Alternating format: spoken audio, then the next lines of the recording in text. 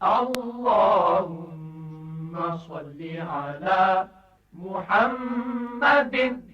اللهم صل على محمد وعلى آله وصحبه وسلم. بسم الله الرحمن الرحيم. الحمد لله وحده والصلاة والسلام على من لا نبي بعده اما بعد. تحصیل فتح جنگ ضلع اٹک سے جناب غلام عزیز صاحب کہتے ہیں، میری تمام اولاد بیٹے بیٹیاں اپنی مانگ کی طرفداری کرتے ہیں اور مجھے انہوں نے اکیلا چھوڑ دیا ہے. میں دونوں آنکھوں سے محروم ہو چکا ہوں اور کسی کام کاج کے قابل نہیں. میں بچوں کی ماں کو کچھ کہتا ہوں تو وہ سب آگ بگولا ہو جاتے ہیں اور مجھے برا بلا کہتے ہیں کہ تم کون ہوتے ہو ہماری ماں کو کچھ کہنے والے، جبکہ ان کی ماں بھی ان کا ساتھ دیتی ہے. سوال یہ ہے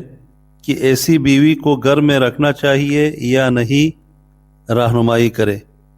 جناب غلام عزیز صاحب اور ان کے توسط سے باقی سامعین کرام، جہاں تک سوال کا جواب ہے تو وہ یہ ہے کہ ہر گھریلو جھگڑے اور میاں بیوی کے درمیان ہونے والی ہر ناچاقی اور اختلاف کا حل اور علاج یہ نہیں ہے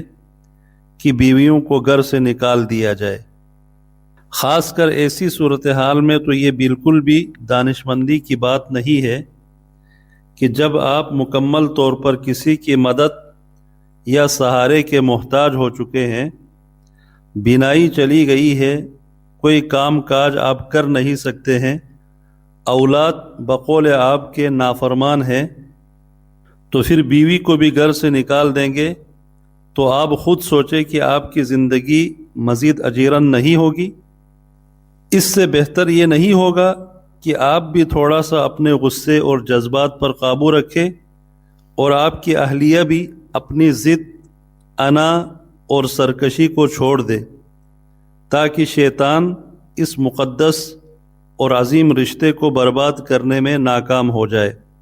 آپ بھی اس بات کو مد نظر رکھیں کہ رسول کریم صلی اللہ علیہ وسلم نے اس شخص کو سب سے بہترین قرار دیا ہے جو اپنے اہل و عیال یعنی گھر والی کے ساتھ بہتر سلوک کرنے والا ہو. اسی طرح عورتوں کے ساتھ حسن سلوک اور بلائی کا حکم رسول کریم صلی اللہ علیہ وسلم کی آخری وصیت بھی ہے. جبکہ آپ کے بچوں کی والدہ کو بھی یہ بات ذہن میں رکھنے کی ضرورت ہے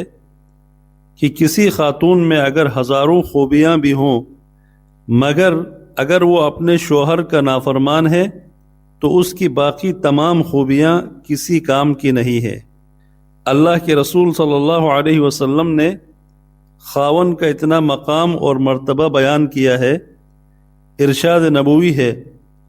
لو كنت آمرا احدا ان يسجد لاحد لامرت النساء ان يسجدن لازواجهن لما جعل الله لهم عليهن من الحق. یعنی اگر میں کسی کو اللہ کے علاوہ کسی اور کے آگے سجدہ کرنے کا حکم دیتا تو عورتوں کو اپنے شوہروں کے سامنے سجدہ ریز ہونے کا حکم دیتا،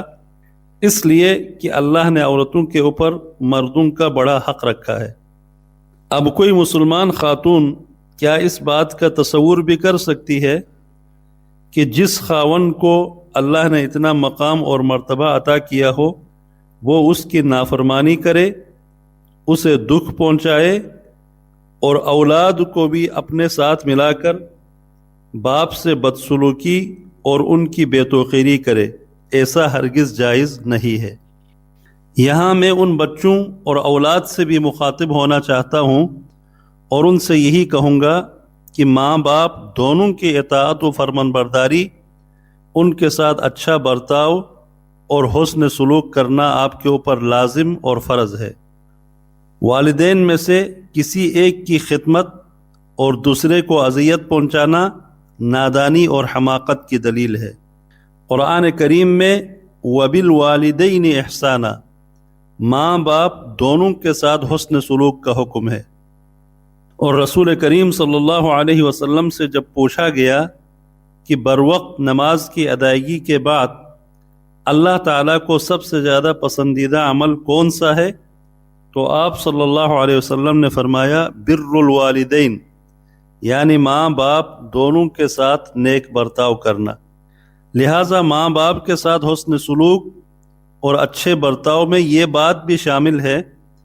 کہ آپ ان کے درمیان ہونے والے اختلافات کو کم کرنے کی کوشش کریں اور اسے ختم کریں، نہ کہ اس اختلاف اور لڑائی جھگڑے کی آگ کو مزید ہوا دینے کے لیے کسی ایک کی حمایت اور دوسرے کی مخالفت کرے۔ آپ بہتر انداز میں انہیں سمجھائیں، دونوں کو ایک دوسرے کا مقام اور حقوق یاد دلائیں۔ ان میں سے بظاہر جس کے ساتھ زیادتی ہوئی ہو، دوسرے کی طرف سے آپ اس کے دل کو صاف کرنے اور دل جوئی کرنے کی کوشش کریں، ان کے لیے عذر تلاش کریں، کیونکہ اس طرح کے اختلافات اور چھوٹے موٹے جھگڑوں سے کوئی بھی گھر یا خاندان خالی نہیں ہوتا ہے، لیکن ایسے موقعوں پر ان کا حل ہمیں شرعی تعلیمات اور اعلیٰ اخلاقی و انسانی اقدار کی روشنی میں ڈھونڈنا چاہیے، نہ کہ صرف طیش اور جذبات یا ایسے موقعوں پر اپنے دل کی بڑاس نکال کر۔ اور اگر یہ ہدایت عام لڑائی جھگڑوں کے حوالے سے ہے تو پھر والدین کی باہمی چپقلش اور اختلافات میں اسے زیادہ بروئے کار لایا جانا چاہیے تاکہ خاندان ٹوٹ کر بکھر نہ جائے۔ یہ حقیقت ہے کہ ماں کا مقام بہت زیادہ ہے، اور رسول کریم صلی اللہ علیہ وسلم نے بار بار ماؤں کے بارے میں تاکید کی ہے،